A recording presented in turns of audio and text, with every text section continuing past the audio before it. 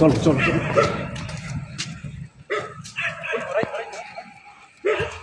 বাংলা জয় বাংলা, জয় বঙ্গবন্ধু, শেখ শেখ শেখ মুজিব, অবৈধ ট্রাইব্যুনাল মানি না মানব না, ইউনূস তুই স্বৈরাচার, এই মুহূর্তে বাংলা ছাড়।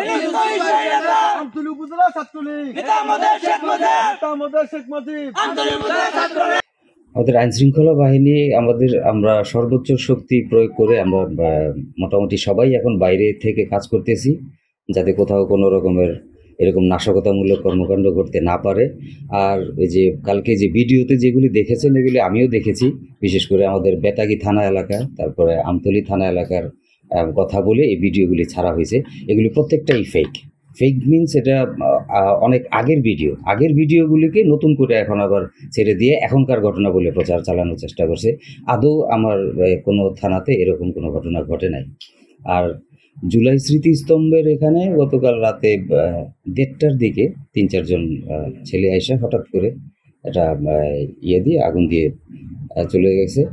তো ওর সাথে সাথেই আমাদের পুলিশ ওখানে চলে আসছে, সাথে সাথেই এসে আমরা আগুন নিভিয়ে ফেলছি। আর কারা করছে এটার ব্যাপারে আমরা খোঁজখবর নিচ্ছি, তাদেরকে ধরার জন্য অভিযান চলতেছে। আর ওটা তেমন কোনো ক্ষয়ক্ষতি হয় নাই।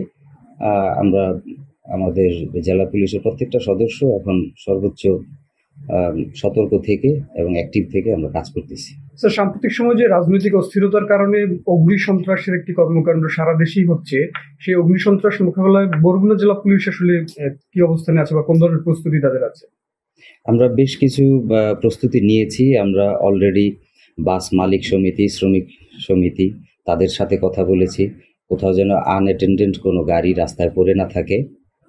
বিশেষ করে গাড়িতে আগুন দেওয়ার প্রবণতাটা বেশি, এবং প্রত্যেকটা বাস স্ট্যান্ড, কেপিআই, তারপরে গুরুত্বপূর্ণ রাস্তা সব জায়গাতেই আমাদের পুলিশ টহল দিচ্ছে, নিয়মিত চেকপোস্ট করতেছে। এভাবেই আমরা সার্বক্ষণিকই আমাদের পুরো এলাকাটা সিকিউর করার চেষ্টা করতেছি।